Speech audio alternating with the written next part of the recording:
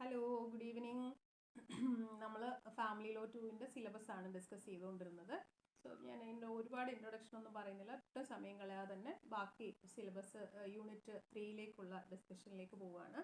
So unit 3ലേക്ക് വരുമ്പോൾ ഇവിടെ മുസ്ലിം ലോയിലെയും Christian ലോയിലെയും ഇൻഹെറിറ്റൻസിനെ കുറിച്ചാണ് ഡിസ്കസ് ചെയ്യുന്നത്. നമുക്കറിയാം, മുസ്ലിം ലോയിലെ ഇൻഹെറിറ്റൻസ് എന്ന് പറയുമ്പോൾ മറ്റ് ഇൻഹെറിറ്റൻസ് നിയമങ്ങളെ പോലെയല്ല, തികച്ചും വ്യത്യസ്തമാണ്. കാരണം ഇപ്പോൾ ഈ ക്രിസ്ത്യൻ ലോയിലേക്ക് വരുമ്പോൾ ക്രിസ്ത്യൻ ഒരു ലെജിസ്ലേഷൻ ഉണ്ട്, അതുപോലെ ഹിന്ദു ലോയിലേക്ക് വരുമ്പോൾ ഹിന്ദുവിനൊരു ലെജിസ്ലേഷൻ ഉണ്ട്. എന്നാൽ അത്തരത്തിലൊരു ലെജിസ്ലേഷൻ ഇല്ല ആർക്ക്, മുസ്ലിം ലോയിൽ അങ്ങനെ ഒരു ലെജിസ്ലേഷൻ ഒന്നുമില്ല. പ്യുവർലി റിലീജിയസ് ആയിട്ടുള്ള കാര്യമാണ് ഈ ഒരു മുസ്ലിം ലോയുടെ പ്രോപ്പർട്ടി പാർട്ടീഷൻ എന്ന് പറയുന്നത്.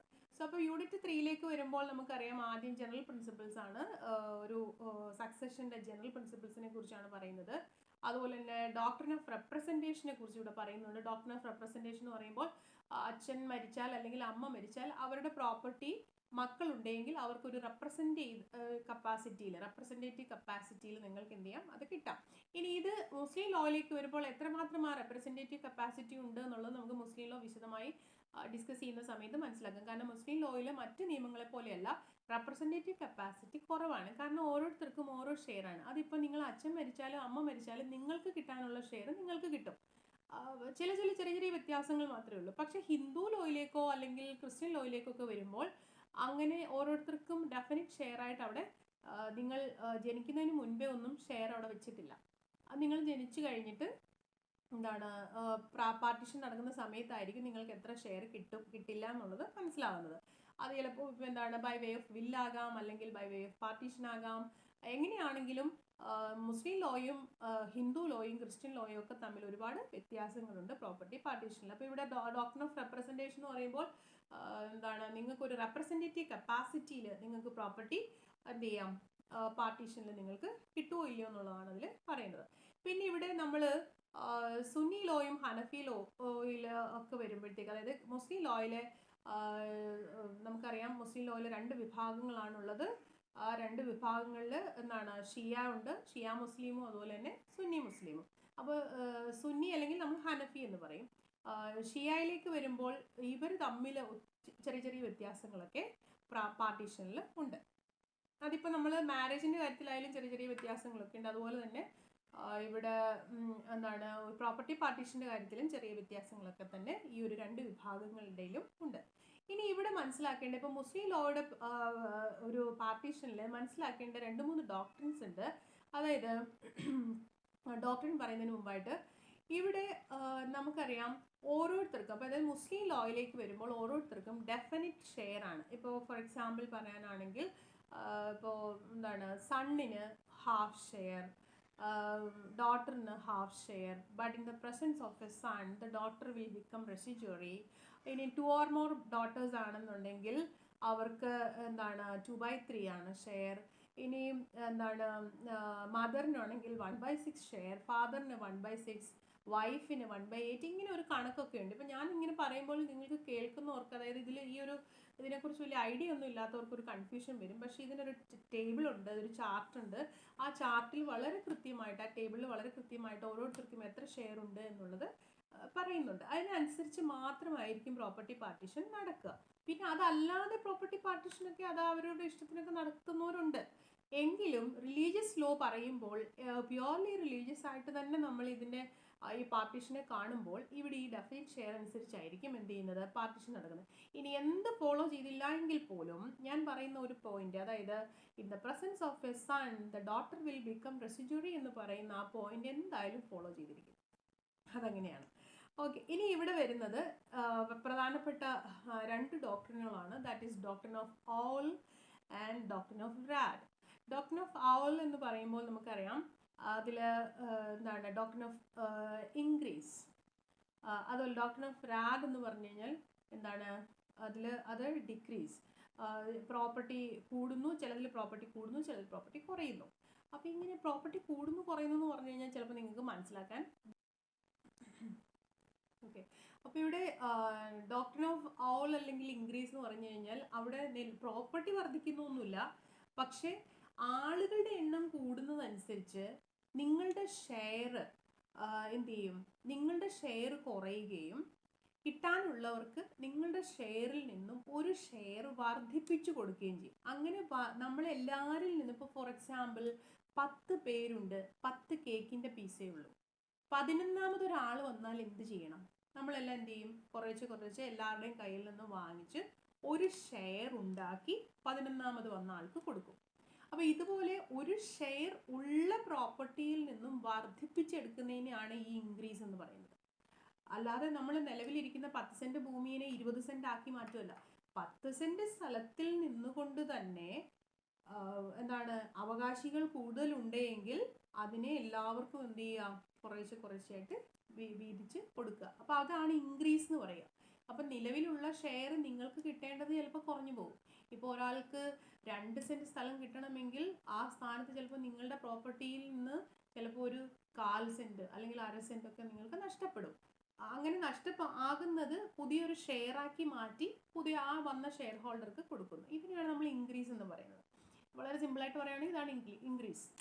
അപ്പോൾ അതിന് നമ്മൾ ശരിക്കും നിയമപരമായി അതിനെ പറയുമ്പോൾ ഒരു മെറ്റഫർ ഉണ്ടാകും. ആ മെറ്റഫറാണ് അതൊരു ഇമാജിനറി പ്രോപ്പർട്ടിയാണ് എന്നൊക്കെ പറയും. അതൊക്കെ ഡീറ്റെയിൽ ഡിസ്കഷനിൽ നമുക്ക് പറയാവുന്ന കാര്യങ്ങളാണ്. ഇവിടെ ഇനിയും ഡോക്ടർ ഓഫ് റാദ് അല്ലെങ്കിൽ റിട്ടേൺ എന്ന് പറഞ്ഞു കഴിഞ്ഞാൽ അവിടെ എന്താണ്, നേരത്തെ ഞാൻ പറഞ്ഞ പോലെ പ്രോപ്പർട്ടി കുറയുകയല്ല, പകരം നിങ്ങൾക്ക് കുറച്ചും കൂടി പ്രോപ്പർട്ടി കിട്ടും. ഇപ്പോൾ 50 സെന്റ് സ്ഥലവും ഒരു 5 അവകാശികളേ ഉള്ളൂ. അപ്പോൾ നിങ്ങൾക്ക് കിട്ടേണ്ട ഡെഫിനിറ്റ് ഷെയർ അനുസരിച്ച് ഈ 5 അവകാശികൾക്ക് പ്രോപ്പർട്ടി എല്ലാം പാർട്ടീഷൻ ചെയ്ത് കഴിഞ്ഞു. അങ്ങനെ കഴിഞ്ഞപ്പോഴും കുറച്ച് മിച്ചം വന്നു, കുറച്ച് ബാലൻസ്, അതിനെ റെസിഡ്യൂ എന്ന് പറയും. ആ റെസിഡ്യൂറി ആയിട്ടുള്ള പ്രോപ്പർട്ടീനെ എന്ത് ചെയ്യും? വീണ്ടും എന്ത് ചെയ്യും? ഈ നിലവിലുള്ള അവകാശികളിലേക്ക് റിട്ടേൺ ചെയ്ത് വരും, തിരിച്ചു കിട്ടും. അപ്പോൾ അങ്ങനെ വരുമ്പോൾ ചില കണ്ടീഷൻസ് ഒക്കെ ഉണ്ട്. ചില ആളുകൾക്ക് അത് ചിലപ്പം പ്രോപ്പർട്ടി കിട്ടില്ല, ചിലരുടെ പ്രസൻസിൽ കിട്ടില്ല എന്നൊക്കെ പറയാം. അതൊക്കെ അവിടെ കണ്ടീഷൻസ് ആണ്, അതൊക്കെ നമ്മൾ ഇപ്പോൾ പറയേണ്ട കാര്യങ്ങളല്ല. അപ്പോൾ അതാണ് ഡോക്ട്രിൻ ഓഫ് റാദ് എന്ന് പറഞ്ഞാൽ, അതായത് റിട്ടേൺ. അപ്പം നിങ്ങൾക്ക് അവകാശപ്പെട്ട ഷെയർ കിട്ടിക്കഴിഞ്ഞ് ബാലൻസ് ഉള്ള റെസിഡ്യൂ ഉള്ള പ്രോപ്പർട്ടിയിൽ നിന്നും പിന്നെയും ഒരു ഷെയർ നിങ്ങൾക്ക് കിട്ടുക. അപ്പോൾ അത് നഷ്ടമല്ല. ആദ്യത്തെ ഇൻക്രീസ് നഷ്ടമാണ്, കാരണം നിങ്ങൾക്ക് കിട്ടേണ്ട പ്രോപ്പർട്ടിയിൽ നിന്ന് നിങ്ങൾക്ക് കുറച്ച് ഭാഗം നിങ്ങൾക്ക് നഷ്ടപ്പെട്ടു പോകും. പക്ഷേ ഡോക്ട്രിൻ ഓഫ് റിട്ടേണിലേക്ക് വരുമ്പോൾ, റാദിലേക്ക് വരുമ്പോൾ അവിടെ നിങ്ങൾക്ക് കിട്ടിയത് കൂടാതെ തന്നെ കുറച്ച് പ്രോപ്പർട്ടി കൂടി നിങ്ങൾക്ക് കിട്ടുകയാണ്. സോ ഇതാണ് ഡോക്ട്രിൻ ഓഫ് ഇൻക്രീസും ഡോക്ട്രിൻ ഓഫ് റിട്ടേണും ഒക്കെ പറയുന്നത്. ഇനി ഇവിടെ ഈ ഒരു ഏരിയയിൽ ക്രിസ്ത്യൻ ലോയെ കുറിച്ചാണ് പറയുന്നത്. അതായത് distribution of property among Christians എങ്ങനെയാണ്. ക്രിസ്ത്യൻ എന്ന് പറയുമ്പോൾ നമുക്കറിയാം ഇന്ത്യൻ സക്സഷൻ ആക്ട് ആണ് ക്രിസ്ത്യൻ്റെ പ്രധാനപ്പെട്ട ഒരു ലോ ആയിട്ട് വരുന്നത്. പ്രോപ്പർട്ടി പാർട്ടീഷനെ കുറിച്ച്, പ്രോപ്പർട്ടിയുടെ സക്സഷനെ കുറിച്ച് പറയുന്നത് എപ്പോഴും ഇന്ത്യൻ സക്സഷൻ ആക്ട് ആണ് ക്രിസ്ത്യൻസിന് വരുന്നത്. പിന്നെ ഇവിടെ ഈ ഒരു ഏരിയയിൽ പറയുന്നത് ഷിയ ലോയിൽ എങ്ങനെയാണ് പ്രോപ്പർട്ടി പാർട്ടീഷൻ ചെയ്യുന്നത്. അതുപോലെ മുസ്ലിം ലോയിൽ പ്രിയംപ്റ്ററി റൈറ്റ് ഉണ്ടോ ഇല്ലയോ ഇതൊക്കെ പറയുന്നുണ്ട്. ഇത്രയുമാണ് യൂണിറ്റ് 3 പറയുന്നത്. ഇനി യൂണിറ്റ് 4 വരുമ്പോൾ ലോ റിലേറ്റിംഗ് ടു ഗിഫ്റ്റ്, അതുപോലെ തന്നെ law relating to will, personal ലോയിലെ ഗിഫ്റ്റിനെ കുറിച്ചും വില്ലിനെ കുറിച്ചും ഒക്കെയാണ് പറയുന്നത്. അപ്പോൾ നമുക്ക് വില്ലെന്ന് പറഞ്ഞാൽ അറിയാം, പ്രധാനമായിട്ട് 2 തരത്തിലുള്ള സക്സഷനാണ്. ഒന്ന് ഇൻഡസ്റ്റേറ്റ് സക്സഷൻ, അതർ വൺ ഈസ് എന്താണ്, നമുക്ക് ഈ ഒരു വില്ലനുസരിച്ചുള്ള ടെസ്റ്റമെൻ്ററി സക്സഷൻ. അപ്പോൾ ഒരാൾ വില്ല് എഴുതി വെച്ചിട്ടാണ് മരിക്കുന്നതെങ്കിൽ അല്ലെങ്കിൽ അയാൾ മരണപ്പെട്ടതെങ്കിൽ അയാൾ എന്താണോ ജീവനോടെ ഇരിക്കുമ്പോൾ അയാൾ ചെയ്യുമായിരുന്നത് അത് അയാളുടെ വില്ല് ചെയ്യും. ഓക്കെ, അപ്പോൾ അതാണ്. ഇപ്പോൾ നമുക്കറിയാം വില്ലെന്ന് പറയുമ്പോൾ it's A document, it's A testament. അപ്പോൾ അത് എഴുതുന്ന ആളിനെ നമ്മൾ എന്താ പറയും? ടെസ്റ്റേറ്റർ എന്ന് പറയും. അതിൻ്റെ സബ്ജക്റ്റിനെ നമ്മൾ ലെഗസി എന്ന് പറയും. ഇനി അത് കിട്ടേണ്ട ആളിനെ ലെഗറ്റി എന്ന് പറയും. ഇതൊക്കെ എൻ്റെ എന്താണ് ലീഗലായിട്ടുള്ള ടേമുകളാണ്. ഇനി ഇത് പേഴ്സണൽ ലോയിൽ വരുമ്പോൾ അത് ഹിന്ദു ലോയിലായാലും മുസ്ലിം ലോയിലായാലും എങ്ങനെയാണ് ഗിഫ്റ്റ് വരുന്നത്. ഇപ്പം മുസ്ലിം ലോയിലെ ഗിഫ്റ്റിലേക്ക് വരുമ്പോൾ പലതരത്തിലുള്ള ടേമുകളുണ്ട്. മുസ്ലിം ലോയിലെ ഗിഫ്റ്റിന് നമ്മൾ ഹിബ എന്നാണ് പറയുന്നത്. ഹിബ ആണ് മുസ്ലിം ലോയിലെ ഗിഫ്റ്റ്. അപ്പോൾ ഈ എസെൻഷ്യൽസ് ഓഫ് വാലിഡ് ഹിബ, ഒരു വാലിഡ് ആയിട്ടുള്ള ഒരു ഗിഫ്റ്റ് ആകണമെങ്കിൽ അതിൻ്റെ എസെൻഷ്യൽ കണ്ടീഷൻസ് എന്തൊക്കെയാണ്. ഇനി അതുപോലെ തന്നെ ഹിബായിൽ തന്നെ 2 തരത്തിലുള്ള ഹിബ ഉണ്ട്. അതായത് ഹിബാബിൽ ലിവാസ്, അതുപോലെ തന്നെ ഹിബാബ ഷറത്തുൽ ലിവാസ്. ഈ വാക്കുകളൊക്കെ നിങ്ങൾക്ക് കൺഫ്യൂസിങ് ആണ്, പക്ഷേ എന്താണ് എക്സാമിന് നിങ്ങൾ പഠിക്കുമ്പോൾ ഇതൊക്കെ പഠിച്ചേ പറ്റുള്ളൂ. ഏറ്റവും കൂടുതൽ തവണ SH ആയിട്ട് ചോദിച്ചിട്ടുള്ളൊരു ഏരിയയാണ് ഗിഫ്റ്റ് അണ്ടർ മുസ്ലിം ലോ എന്നുള്ളത്. അപ്പോൾ അതാണ് ഹിബയുടെ 2 ഡിവിഷനുണ്ട്, ഹിബാബിൽ ലിവാസ്, ഹിബാബ ഷറത്തുൽ ലിവാസ്. പിന്നെ അതുപോലെ വരുന്നത് റിവോക്കേഷൻ ഓഫ് ഗിഫ്റ്റ് ആണ്, അതായത് റിവോക്കേഷൻ ഓഫ് ഹിബ. അപ്പോൾ അവിടെ ഒരു ഒരു ലീഗൽ മാക്സിം ഉണ്ട്, ദാറ്റ് ഈസ് ഡൊണേഷ്യോ മോട്ടിസ് കോസ എന്ന് പറയുന്ന ഒരു മാക്സിമിന് ഒരു ഇമ്പോർട്ടൻസ് അവിടെ ഉണ്ട്. ഡൊണേഷ്യോ മോട്ടിസ് കോസ എന്ന് പറഞ്ഞു കഴിഞ്ഞാൽ ഒരാളുടെ ഒരു പേഴ്സണൽ പ്രോപ്പർട്ടി അയാൾ മരിക്കുമെന്ന് അയാൾക്ക് ഉറപ്പുണ്ട്, മോർട്ടിസ് കോസ. അപ്പം അയാളുടെ മരണം അയാൾ എക്സ്പെക്റ്റ് ചെയ്തുകൊണ്ട് അയാളുടെ പ്രോപ്പർട്ടി എന്ത് ചെയ്യുന്നു, മറ്റൊരാൾക്ക് ഗിഫ്റ്റായിട്ട് കൊടുക്കുന്നു. അപ്പോൾ അവിടെ ആ ഗിഫ്റ്റായിട്ട് കൊടുക്കുന്ന പ്രോപ്പർട്ടി ഫുള്ളായിട്ടും ഒരു ഗിഫ്റ്റ് ആകണമെങ്കിൽ ആരാണോ ആ പ്രോപ്പർട്ടി ഗിഫ്റ്റായിട്ട് കൊടുക്കുന്നത് ആ വ്യക്തി മരിക്കണം. ഇപ്പോൾ ഒരാൾ മരണക്കിടക്കയിൽ കിടന്നുകൊണ്ട് പറയുകയാണ് എനിക്കുള്ള സകല സമ്പത്തുകളും മുസ്ലിമായ വ്യക്തി ഇന്ന ആൾക്കാണ് എന്ന് പറയുന്നു. പക്ഷെ അയാൾ മരിച്ചില്ല എങ്കിൽ അതിന് വാലിഡിറ്റി ഇല്ല. That is what is called ഡൊണേഷ്യോ മോട്ടിസ് കോസ. So that maxim is applicable here. So ആരാണോ ഒരു ഗിഫ്റ്റ് കൊടുക്കാൻ ആഗ്രഹിക്കുന്നത് അയാളുടെ മരണം, അയാളുടെ ഒരു ഡെത്ത് നിയർ ഫ്യൂച്ചറിൽ അയാൾ എക്സ്പെക്റ്റ് ചെയ്തുകൊണ്ടാണ് അങ്ങനെ ചെയ്യുന്നതെങ്കിൽ അയാൾ ഡെത്ത് ആയാൽ മാത്രമേ ആ ഒരു ഗിഫ്റ്റിന് എന്തുള്ളൂ, that taking full effect only after the donor dies. So അതാ പറയുന്നത്. അപ്പോൾ ഒരു gift of personal property made by someone who expects to die in the immediate future taking full effect only after the death of the donor. ഇതാണ് ഈ ഡൊണേഷ്യോ മോട്ടിസ് കോസ എന്ന് പറയുന്നത്. Okay, അപ്പോൾ അവെയർനെസ് ഓഫ് എന്താണ് ദാറ്റ് ഡെത്ത് ഈസ് അപ്രോച്ചിങ്, ആ ഒരു awareness കൊണ്ട് അയാൾ എന്ത് ചെയ്യുന്നു, അയാളുടെ പ്രോപ്പർട്ടി ഗിഫ്റ്റായിട്ട് കൊടുക്കുകയാണ്. ബട്ട് അയാൾ മരിച്ചാൽ മാത്രമേ ആ പ്രോപ്പർട്ടി ഫുൾ എഫക്റ്റിൽ ഗിഫ്റ്റ് ആകുകയുള്ളൂ. ഓക്കെ, ഇതാണ് ഈ ഒരു മാക്സിമിന് ഇവിടെ ഉള്ളൊരു ഇമ്പോർട്ടൻസ്. പിന്നെ പറയുന്നത് ചില ലിമിറ്റുകളെ കുറിച്ചാണ്. അതുപോലെ തന്നെ വില്ല്, അടുത്തൊരു ഏരിയ ആണ് വിൽ അണ്ടർ മുസ്ലിം ലോ. വില്ല് എന്ന് പറയുമ്പോൾ ഇവിടെ മനസ്സിലാക്കേണ്ട ഒരു കാര്യമുണ്ട്. ഒരു മുസ്ലിം ആയിട്ടുള്ളൊരു വ്യക്തിക്ക് ഒരു വില്ല് എഴുതി വെക്കുമ്പോൾ അയാളുടെ എല്ലാ പ്രോപ്പർട്ടിയും കൂടി വില്ല് എഴുതി വെക്കാൻ പറ്റില്ല. അവിടെ ബിക്കറ്റബിൾ 1/3 എന്ന് പറയുന്ന ഒരു റൂള് എന്തായാലും അയാൾ ഫോളോ ചെയ്യണം. അതായത് നിങ്ങൾക്കുള്ള പ്രോപ്പർട്ടിയിൽ നിന്നും 1/3 ഷെയർ മാത്രമേ നിങ്ങൾക്ക് എന്താണ് ഒരാൾക്ക് ദാനമായിട്ട് കൊടുക്കാൻ, വില്ല് പ്രകാരം ദാനമായിട്ട് കൊടുക്കാൻ, വില്ല് പ്രകാരമോ അല്ലാതെയോ നിങ്ങൾ ദാനം കൊടുക്കുന്നുവെങ്കിൽ നിങ്ങളുടെ എൻറ്റയർ ഷെയറിൻ്റെ 1/3, that is what is called bequeathable 1/3. So ആ ബിക്കറ്റബിൾ 1/3 മാത്രമേ നിങ്ങൾക്ക് എന്ത് ചെയ്യാൻ പറ്റുള്ളൂ, ഒരാൾക്ക് ഗിഫ്റ്റായിട്ടോ അല്ലെങ്കിൽ വില്ലായിട്ടോ ഒക്കെ നിങ്ങൾക്ക് കൊടുക്കാൻ പറ്റുള്ളൂ. അതിപ്പം അതേസമയം ഇപ്പോൾ ഹിന്ദു ലോയിൽ അല്ലെങ്കിൽ ക്രിസ്ത്യൻ ലോയിലൊക്കെ ചിലപ്പോൾ മൊത്തം കൂടി എഴുതി വല്ല ട്രസ്റ്റിനോ അല്ലെങ്കിൽ വല്ല അനാഥാലയത്തിനോ ഒക്കെ വെക്കുന്നതായിട്ട് നമ്മൾ കാണാറുണ്ട്. പക്ഷെ അങ്ങനെയുള്ള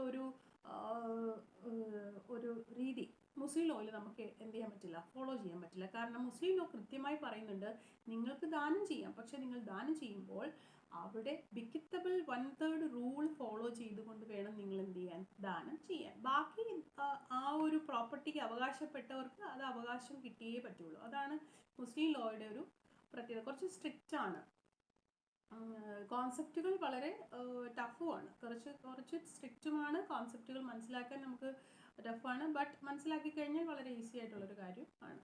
അപ്പോൾ ഇതാണ് പിന്നെ വില്ലിനെ കുറിച്ച് പറയുന്നത്. അതുപോലെ തന്നെ ഇന്ത്യൻ സക്സഷൻ ആക്ട് അനുസരിച്ച് വില്ലിനെ കുറിച്ച് എന്താണ് പറയുന്നത് എന്നുള്ളതും ഈ ഒരു യൂണിറ്റ് 4 പറയുന്നത്. പിന്നീട് നമ്മൾ വില്ല് എങ്ങനെയാണ് റിവോക്ക് ചെയ്യുന്നത്. അതായത് ഒരാളൊരു വില്ല് എഴുതി വെച്ചു, അത് അയാൾക്ക് തോന്നുകയാണ് ഇത് ശരിയാവില്ല, അയാൾ റിവോക്ക് ചെയ്യണം. അറ്റ് എനി ടൈം അയാൾക്ക് എന്ത് ചെയ്യാം, അയാൾ മരിക്കുന്നതിന് മുമ്പ് എപ്പോൾ വേണമെങ്കിലും വില്ല് അയാൾക്ക് റിവോക്ക് ചെയ്യാം. ഇപ്പോൾ ഒരാൾ വില്ലെഴുതി അത് രജിസ്റ്ററും ചെയ്തൊക്കെ വെച്ചു എന്ന് പറഞ്ഞിട്ട് ഒന്നും സംഭവിക്കാൻ പോകുന്നില്ല. അയാൾക്ക് തോന്നുകയാണ് അത് വേണ്ട, ആ വില്ല് വേണ്ട, ഞാൻ ജീവനോടെ ഇരിക്കുമ്പോൾ എന്താണോ ഞാൻ ചെയ്തോളാം, ബില്ലൊന്നും ചെയ്യണ്ട എന്ന് തോന്നിയാൽ at any time he can revoke the bill. But the condition is അയാൾ മരിക്കുന്നതിന് മുമ്പായിട്ട് റിവോക്ക് ചെയ്തിരിക്കണം. വൺസ് അയാൾ റിവോക്ക് ചെയ്തില്ല, മരണപ്പെട്ടു പോയി, അങ്ങനെയെങ്കിൽ ആ ബില്ലിന് ലൈഫ് ഉണ്ടാകും, ബില്ലായിരിക്കും പിന്നീട് പ്രോപ്പർട്ടി പാർട്ടീഷൻ നടത്തുക. ഓക്കെ, ഇതാണ് യൂണിറ്റ് 4 പറയുന്നത്. ഇനി യൂണിറ്റ് 5 വരുമ്പോൾ that is the last module in this area under family law 2. So law relating to religious and charitable endowments. ഇത് കുറച്ച് അത്രയധികം ഭയങ്കര ഇമ്പോർട്ടൻ്റ് ആയിട്ടുള്ളൊരു ഏരിയ അല്ലെങ്കിൽ പോലും ചില ക്വസ്റ്റ്യനുകളിലൊക്കെ തന്നെ ഇതിലെ ഷെബൈറ്റ്സ്, അതിനെക്കുറിച്ച് ഷെബൈറ്റ് ആരാണ്, അതുപോലെ തന്നെ ഡോക്ട്രിൻ ഓഫ് സീപ്രേ, അതിൽ സ്പെല്ലിങ് CYPRESS ആണെങ്കിലും നമ്മളത് പ്രൊനൗൺസ് ചെയ്യുമ്പോൾ സീപ്രേ എന്നേ പറയാറുള്ളൂ, സൈപ്രസ് എന്ന് പറയാറില്ല. സീപ്ര എന്ന് പറയും. അതുപോലെ തന്നെ വഖഫ് വളരെ ഇമ്പോർട്ടൻ്റ് ആയിട്ടുള്ളൊരു ടോപ്പിക്കാണ് യൂണിറ്റ് 5-ലേത്. ഇങ്ങനെയുള്ള കാര്യങ്ങളാണ് ഈ ഒരു യൂണിറ്റ് 5-ൽ പറയുന്നത്. സോ അപ്പോൾ ഈ റിലീജിയസ് ആൻഡ് ചാരിറ്റബിൾ എൻഡോവ്മെൻ്റ് എന്ന് പറഞ്ഞു കഴിഞ്ഞാൽ എന്താണെന്ന് വെച്ച് കഴിഞ്ഞാൽ ഇവിടെ എന്താണ് ഒരു റിലീജിയസ് എൻഡോവ്മെൻറ്റ് ഹിന്ദു ലോയിൽ, അതുപോലെ തന്നെ വഖഫ് എന്ന് പറയുന്നത് മുസ്ലിം ലോയിൽ, ഇതൊക്കെ ട്രസ്റ്റുകളുടെ ചില വേരിയേഷൻസ് ആണ്. ചില ഇപ്പോൾ ശ്രീരാമകൃഷ്ണ മിഷൻ, അതുപോലെ തന്നെ എന്താണ് സരസ്വതി മിഷൻ, അല്ലെങ്കിൽ അബ്ദുള്ള മിഷൻ, ഇങ്ങനെയൊക്കെയുള്ള ഒരു ട്രസ്റ്റുകൾ പേര് കേൾക്കുന്നുണ്ടെങ്കിൽ അതെല്ലാം തന്നെ റിലീജിയസ് ആൻഡ് ചാരിറ്റബിൾ എൻഡോവ്മെൻറ്റിൻ്റെ കീഴിലാണ് വരുന്നത്. അതുപോലെ തന്നെ വഖഫ് എന്ന് പറയുന്നത് ഒരു ചാരിറ്റബിൾ എൻഡോവ്മെൻറ്റിൻ്റെ കീഴിലാണ് വരുന്നത്. അപ്പോൾ ഇത് ഓരോ സ്പെസിഫിക് ആയിട്ടുള്ള റിലീജിയസ് പർപ്പസിൽ ഇത് ഉണ്ടാക്കിയിട്ടുള്ളത് കൊണ്ടാണ് ഇതിനെ റിലീജിയസ് ആൻഡ് ചാരിറ്റബിൾ എൻഡോവ്മെൻറ്റിൻ്റെ കൂടെ നമ്മൾ ഉൾപ്പെടുത്തിയിരിക്കുന്നത്. ഇതിൻ്റെ ഒരു ശരിക്കും പറഞ്ഞു കഴിഞ്ഞാൽ ഇതിൻ്റെ റിലീജിയസ് ആൻഡ് ചാരിറ്റബിൾ എൻഡോവ്മെൻറ്റിൻ്റെ ഹെഡ് എന്ന് പറയുന്നത് ഗോഡാണ്. അപ്പോൾ ദൈവത്തിൻ്റെ പേരിലുള്ളൊരു പരിപാടിയാണ്. അപ്പോൾ ഇവിടെ ഗോഡാണ്. അപ്പോൾ എപ്പോഴും റിലീജിയസ് ആയിട്ടുള്ള പർപ്പസിൽ, അതുപോലെ തന്നെ ചാരിറ്റബിൾ ആയിട്ടുള്ള പർപ്പസിലൊക്കെ തന്നെയാണ് ഇത് യൂസ്ഫുൾ ആയി വരിക.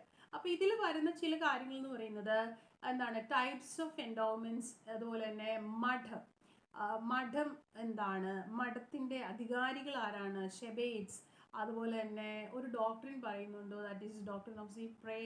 പിന്നെ വരുന്ന ഒരു കാര്യം എന്ന് വെച്ച് കഴിഞ്ഞാൽ വഖഫിൻ്റെ പ്രൈവറ്റ് ആൻഡ് പബ്ലിക് വഖഫിനെ കുറിച്ച് പറയുന്നുണ്ട്. ഇപ്പോൾ വഖഫ് കൊടുക്കുന്ന ആളിനെ വക്കീഫ് എന്ന് പറയും. അതുപോലെ തന്നെ വഖഫിനെ കൺട്രോൾ ചെയ്യുന്ന, അതിൻ്റെ ആ ഒരു മേൽനോട്ടം വഹിക്കുന്ന വ്യക്തിനെ നമ്മൾ മുത്തവാലി, ചില സ്ഥലത്ത് തന്നെ മ്യൂട്ടാവാലി എന്ന് പറയും, ചില സമയത്ത് മുത്തവാലി എന്ന് പറയും. എന്താണെങ്കിലും മുത്തവാലിയാണ് ഇതിൻ്റെ പവർ കൺട്രോളും ഒക്കെ ചെയ്യുന്ന ഒരു വ്യക്തി. ഇനി എങ്ങനെയാണ് ഹിസ് അപ്പോയിൻമെൻറ്റ് എങ്ങനെയാണ്, ആൻഡ് ഹിസ് പവേഴ്സ് എന്തൊക്കെയാണ്, അയാളുടെ ഡ്യൂട്ടീസ് എന്തൊക്കെയാണ്, ഇനി അയാൾ എങ്ങനെയാണ് ടെർമിനേറ്റ് ചെയ്യുന്നത്, ഈ കാര്യങ്ങളൊക്കെ തന്നെ ഈ ഒരു ഏരിയയിലാണ് വരുന്നത്. ഓക്കെ, അപ്പോൾ ഇത്രയും കാര്യങ്ങളാണ് യൂണിറ്റ് 5-ൽ പറയുന്നത്. സോ ഇത്രയും വരുമ്പോൾ തന്നെ ഈ ഒരു സിലബസ് കംപ്ലീറ്റ് ആകുന്നുണ്ട്. പിന്നെ എനിക്ക് പറയാനുള്ള കുറച്ച് കാര്യങ്ങൾ പറഞ്ഞു കഴിഞ്ഞാൽ, ഈ ഒരു ഏരിയയിൽ നിങ്ങൾക്ക് റെഫർ ചെയ്യാൻ പറ്റുന്ന ഒരു ഫാമിലി ലോ 2-ന് റെഫർ ചെയ്യാൻ പറ്റുന്ന ബുക്കുകളിൽ പ്രധാനമായിട്ട് ഞാൻ സജസ്റ്റ് ചെയ്യുന്ന ബുക്കുകൾ എന്ന് പറയുന്നത് ഫാമിലി ലോ 2, പൂനം പ്രധാൻ സക്സേനയുടെ ഫാമിലി ലോ 2 വളരെ നല്ല ബുക്കാണ്. അതുപോലെ തന്നെ പരസ് ദിവാൻ്റെ ബുക്ക് വളരെ നല്ലതാണ്, അല്ല പക്ഷെ അതിൻ്റെ ഒരു പ്രോബ്ലം എന്താണെന്ന് വെച്ച് കഴിഞ്ഞാൽ വളരെ ഒരുപാട് കാര്യങ്ങൾ അതിൽ പറഞ്ഞിട്ടുണ്ട്. അതേസമയം നമ്മൾ പൂനം പ്രധാൻ സക്സേനയുടെ ബുക്കിലേക്ക് വരുമ്പോൾ കാര്യങ്ങൾ ആവശ്യത്തിന് നമുക്ക് ഉപയോഗിക്കാം, അതിൽ ആവശ്യത്തിനുള്ള ഒരു കണ്ടന്റ് ഉണ്ട്, അത് വളരെ സിമ്പിളായിട്ടുള്ള ലാംഗ്വേജിൽ പ്രസൻറ്റ് ചെയ്തിട്ടുണ്ട് എന്നുള്ളത് ഈ ഒരു ബുക്കിൻ്റെ പ്രത്യേകതയാണ്. പിന്നെ മുസ്ലിം ലോയിലേക്ക് വരുമ്പോൾ നമുക്കറിയാം മുല്ലയുടെ മുസ്ലിം ലോ ഉണ്ട്.